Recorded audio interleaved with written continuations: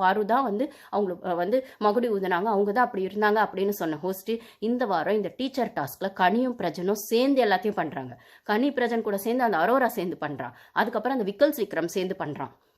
ஓகேவா? அப்போ ஒரு இடத்துல அந்த பிரஜன் சொல்லவே செய்றான். வார்டனை பத்தி நீங்க என்ன கம்ப்ளைண்ட் குடுத்தாலும் நான் பெருசா எடுத்துக்க மாட்டேன் அப்படிங்கிறதுல அவன் அவ்ளோ லெத்தார்ஜிக்கா இருக்கான். அவன் அவன் அவன் அந்த பிரின்சிபல் பிளஸ் அந்த மாரல் டீச்சர்னு வர அந்த பிரஜன் கேரக்டர் எவ்வளோ முக்கியமானது தெரியுமா? அந்த மாரல் டீச்சர் கேரக்டரை முக்கியமான ஆளுங்களுக்கு தான் சீசன் எப்பயுமே வந்து பிக் பாஸ் கொடுப்பாரு. எப்பயுமே அந்த சீசனோட ஹைலைட்டாக கொண்டு போகிற கண்டஸ்டன்ஸ்க்கு தான் அது கிடைக்கும்.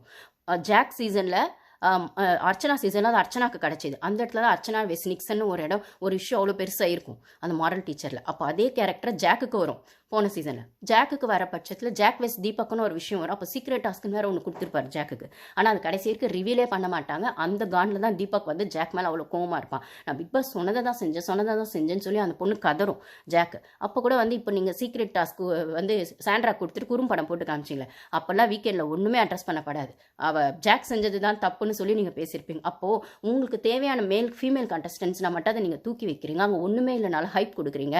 அதே உங்களுக்கு தேவையில்லாத ஃபீமேல் கண்டஸ்டன்ஸ் அவங்களும் அவங்களுக்கான ஒரு கேமை பொட்டன்ஷியலோட பண்ணாலுமே அந்த இடத்துல நீங்கள் அவங்களுக்கு சப்போர்ட் கொடுக்க மாட்டீங்கன்னா நீங்கள் என்ன மாதிரி மேல் சாவனிசம் ஷோ நடத்துறீங்க அப்படின்னு தான் இருக்குது. ஏன்னா போன சீசனில் ஜாக்குக்கு அந்த சீக்ரெட் டாஸ்க்கை கொடுத்து அப்படி ட்ரிகர் பண்ணி அந்த விஷயங்களை பண்ணுன்னு சொன்னது பிக் பாஸ் தான். அப்போ அதை வச்சு தான் தீபக்கை வந்து அந்த இடத்துல அந்த மாரல் டீச்சருங்கிற இடத்துல ஒரு ஆர்கியூமெண்ட் வரும்போது தீபக் வந்து இதே மாதிரி எப்படி வந்து பார்வை சாரி கேட்க வச்சாங்களோ அதே மாதிரி தீபக் கிட்ட ஜாக் வந்து காலில் விழுந்து சாரி கேட்க வச்சிருப்பாங்க. அந்த மாதிரி பண்ணிட்டு அவள் போயிடுவா. அப்போ அந்த இடத்துல மஞ்சரி சப்போர்ட் பண்ணியிருப்பாங்க ஜாக்குக்கு அப்படின்னு சொல்கிற இடத்துல அப்போ வந்து அதை வீக்கெண்டில் பேசும்போது கூட அது தீபக்கு சப்போர்ட்டை தான் அந்த விஷயம் போகுமே தவிர ஜாக் வந்து பிக் பாஸ் சொன்னதுனால அந்த சீக்ரெட் டாஸ்க்குள்ளே தான் செஞ்சாங்க. இல்லை அவங்க டாஸ்க்குள்ளே அந்த கேரக்டரை ப்ளே பண்ணாங்க. இது பெருசாக்க வேணாம், ரெண்டு பக்கமும் நீங்கள் அவாய்ட் பண்ணியிருக்கலாம். ஆனால் ஜாக் செஞ்சது தப்பு, தீபக் செஞ்சது சரின்ற மாதிரி நீங்கள் அட்ரஸ் பண்ணியிருப்பீங்க. இந்த சீசனில் அந்த மாரல் டாஸ்க்கு ஒப்புக்கு சப்பையானையா உருப்படாத ஒரு கேமே புருஷனாக மட்டுமே வந்து கேம் ஆட வந்திருக்க ஒருத்தங்கிட்ட அந்த ஒரு மாரல் டீச்சருங்கிற விஷயத்தை கொடுத்து பிரின்சிபல் என்ற கூட 2 பொசிஷனையும் கொடுத்து அவன் மனுஷனாவே முதல்ல இல்லை, ஒரு கேமராவும் முதல்ல இல்லை. அதுக்கப்புறம் அந்த கேம்குள்ளே இருக்க டாஸ்க்கு அவன் என்ன ஜஸ்டிஃபை பண்ண போகிறான்? ஒரு ஜஸ்டிஃபையும் பண்ணலை. பிரின்சிபலாகவும் ஜஸ்டிஃபை பண்ணலை, அப்புறம் மாரல் டீச்சராகவும் ஜஸ்டிஃபை பண்ணலை. என்ன கீழ்ச்சான் அப்படின்னு தெரியல. இப்படி ஒரு பிரின்சிபலோ மாரல் டீச்சரோ இருந்தால் அந்த ஸ்கூல் எப்படி உருப்படும்? ஸ்டூடெண்ட்ஸ்லாம் உட்காந்து மார்க் பண்ணுறாங்க ஒரு வார்டனை, இல்லை இப்படின்னு சொல்கிறாங்க. அப்போ வந்து சொல்கிறாங்க, நீ வார்டனை பற்றி என்ன வேணால் சொல்லுங்கள், நான் கண்டுக்க மாட்டேன். வார்டன் பற்றி என்ன கம்ப்ளைண்ட்ஸ் வந்தாலும் நான் கண்டுக்க மாட்டேன் அப்படின்னு. அப்போ அதே வார்டன் இன்னொரு இடத்துல நான் வார்டனே எனக்கு அசிஸ்டன்ட் வார்டன் ஹெல்ப் பண்ணோம், நாங்கள் 2 பேரும் சேர்ந்து வேலை செய்யணும்னு பார்க்குறோம், அவர் சப்போர்ட் பண்ண மாட்டார். நான் மட்டும் எவ்வளோ வேலையை செய்யறது? எனக்கும் ஹேண்டில் பண்ண கஷ்டமாக இருக்குது. கிச்சனில் 4 கிச்சன் டீம் எத்தனை பேருங்க போடுவீங்க? 4 பேர் போடுவீங்க, 3 பேர் போடுவீங்க, அப்பயே பத்தலைன்னு புலம்புவீங்க. அப்போ ஒருத்திக்கு மட்டும் ஆகுது அது இந்த சீசனில், ஐ மீன் இந்த டாஸ்கில். அப்போ எஃப்ஜே கிட்டே வரமாட்டான். அது ஒரு வாட்டி அவள் அட்ரஸ் பண்ணும்போது சரி இப்போ என்ன விஷயம் அதை மட்டும் சொல்லுங்களேன். ஏன்டா வேணா அதைத்தான் சொல்லிருக்கா.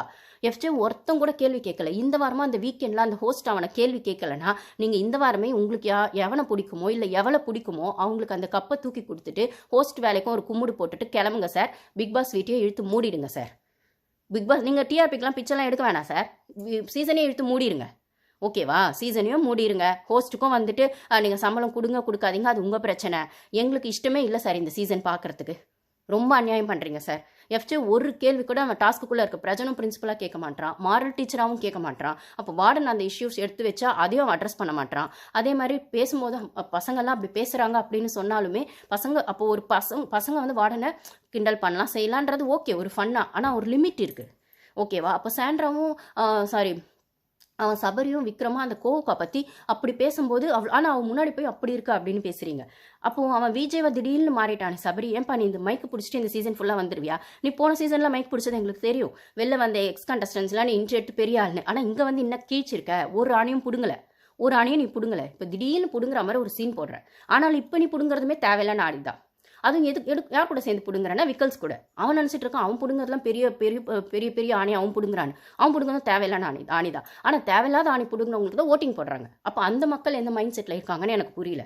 அப்போ உங்களுக்கு பாரு கேம் பிடிக்கலன்னா கண்டிப்பாக விக்கல்ஸ் கேமும் பிடிக்கக்கூடாது. அது எப்படி பாரு கேம் பிடிக்கல விக்கல்ஸ் கேம் மட்டும் பிடிக்குது? அப்போ உங்கள் மனநிலைமை எப்படியா இருக்குது? டாக்ஸிக் மனநிலைமையாக இருக்கா?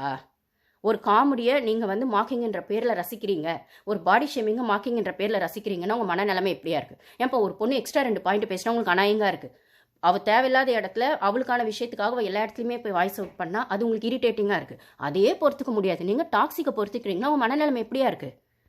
அப்போ கமருதீன் 2 பொண்ணை வச்சு வண்டி ஓட்டுறான்னா அவனுக்கு ஓட்டு போடுறீங்கன்னா உங்கள் மனநிலைமை எப்படியா இருக்குது?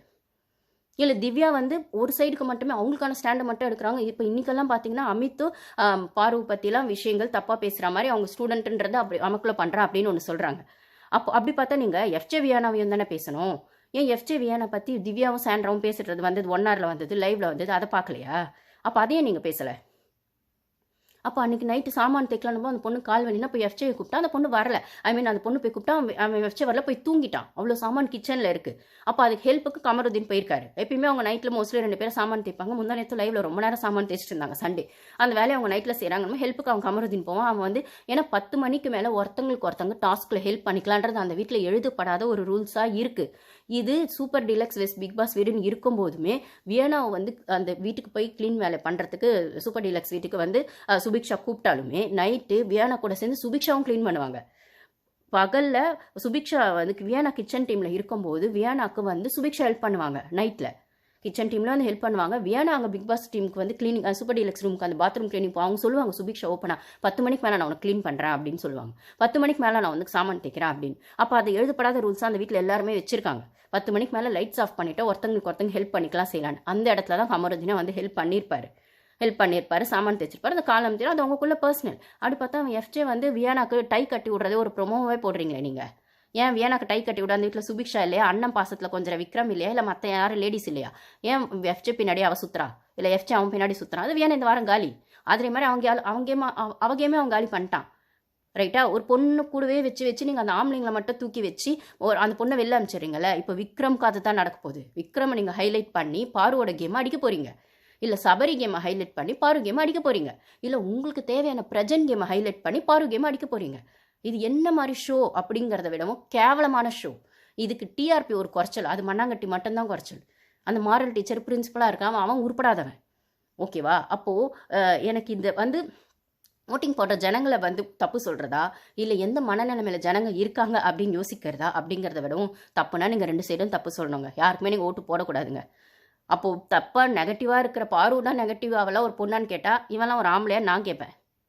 அவன் விக்ரம் அவன்லாம் ஒரு ஜென்யூன் ஜென்டில்மேனான்னு நான் கேட்பேன். ஒரு ஒரு ஒரு ஜென்யூன் ஜென்டில்மேனுங்கிற விஷயம் கூட இருக்க கோ கான்டெஸ்டன்ஸ்க்கு அந்த ஈக்குவல் ஸ்பேஸை கொடுக்கணும். ரைட்டா? நீயும் பெர்ஃபார்ம் பண்ண, நானும் பெர்ஃபார்ம் பண்ணுறேன்னு சொல்லணும். இந்த டாஸ்கில் 2 பேருமே அந்த ஸ்பேஸ் எடுத்து 2 பேரும் ஹெல்த்தியாக பெர்ஃபார்ம் பண்ணலான்னு சொல்லணும். நீ என்ன நினச்சிட்டு இருக்க? நீ வந்து ஒரு ஆம்பளைன்ற ஈகோ திமுறை மட்டும் வச்சுக்கிட்டு அவள் எப்படி முன்னுக்கு வருவா, அவளை எப்படி பெஸ்ட்டுன்னு சொல்லுவீங்க? நான் மட்டும் தானே பெஸ்ட்டுன்னு ஆடுறேன். அதுக்கு உனக்கு ஒரு கூட்டு சேர்த்துக்கிறேன். தைரியம் இல்லாத ஆம்பளை சபரியை கூட்டு சேர்த்துக்கிற, கனி குரூப்பை கூட்டு சேர்த்துக்கிற, இப்போ இந்த வாரம் பிரஜன் குரூப்பையும் கூட்டு சேர்த்துக்கிற. அந்த கனி விஷத்தை கக்குது, அது திருந்தாது. விஷம்னா விஷம் அப்படி கக்குது. அவன் தங்கச்சியே தெளிவாக சொன்னான் அந்த ஃபேமிலி இதில் வரும்போது, நீ மெயின் கேரக்டர் பெர்ஃபார்ம் பண்ணணும், நீ சப்போர்ட்டிங் கேரக்டர் பெர்ஃபார்ம் பண்ணேன். அப்போ கூட அது என்ன பண்ணுது? ஏன்னா மெயின் கேரக்டர் பெர்ஃபார்ம் பண்ண இதுங்களுக்குலாம் பொய்ஷே இல்லை, தெரல்ஸ் இல்லை, ஒரு விதமான ஒரு உருப்படியாக ஒரு டேலண்ட் கூட கிடையாது மெயின் கேரக்டர் பெர்ஃபார்ம் பண்ண. மெயின் கேரக்டர் அங்கே பெர்ஃபார்ம் பண்ணணும்னு பார்க்குறது விக்கல்ஸ். இவங்க எல்லாரையும் அடிச்சு ஆடி விக்கல் சீக்கிரம் பெர்ஃபார்ம் பண்ணணும்னு பார்க்குறான். அவன் வாழை பிடிச்சிட்டு தான் இதுங்களாம் போகுது. அப்போ விக்கல் சீக்கிரம்க்கு எதிராக இருக்க பார்வதியை அடிக்கணும். இது மட்டும்தான் இதுங்க பொய்ஷியில் இருக்கே தவிர இதுங்களுக்கு சப்போர்ட்டிவ் கேரக்டர் தவிர மண்ணாங்கட்டி வேற ஒன்றும் புரியல. அவன் மெயின் கேரக்டர் ப்ளே பண்ணுற விக்ரம் வந்து பாசிட்டிவ் நெகட்டிவ் அவனுக்கு ஒரு கூட்டம்னா, அப்போது பாரு ஃபேன்ஸ்னு ஒரு சிலர் இருக்காங்கன்னா அவங்க பாசிட்டிவ் நெகட்டிவ் அவங்களுக்கு ஒரு கூட்டம் இருக்க தானே செய்யும். அது எப்படி பாரு ஹேட்டர்ஸ் மட்டும் நிறையா இருக்காங்க, விக்ரம் ஃபேன்ஸ் மட்டும் நிறையா இருக்காங்க. நீங்கள் ஓட்டு போடக்கூடாதுன்னா 2 பேருக்குமே போடக்கூடாதுங்க. நீங்கள் சப்போர்ட் பண்ணக்கூடாதுன்னு இந்த சீசனே சப்போர்ட் பண்ணக்கூடாதுங்க.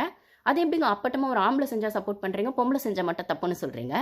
ஆண் வெஸ் பெண்ணுங்கிறத அவர் ஒரு படத்தில் சூர்யா சொல்லுவார், ஆண் நெடில் பெண் குரில் அப்படின்னு. அதுதான் பிக் பாஸ் இந்த சீசனில் சொல்ல வரீங்களா? ஆண் நெடில் பெண் குரில் இல்லை, அப்படி தான் சொல்லுவேன். அப்போ விக்ரம் செஞ்சால் சரி, பாரு செஞ்சால் தப்பு. கமருதீன் செஞ்சால் சரி, பாரு செஞ்சால் தப்பு. உங்களுக்கு பிடிச்ச பிரஜன் செஞ்சால் சரி, பாரு செஞ்சால் தப்பு. அதே பெண் இடத்துலையும் சாண்ட்ரா செஞ்சால் சரி, பாரு செஞ்சால் தப்பு. உங்கள் ஃபேவரட்டிசமில் இல்லை அப்பட்டமா. எனக்கு இதை தவிர வேறு என்ன பேசுறதுனே தெரியல.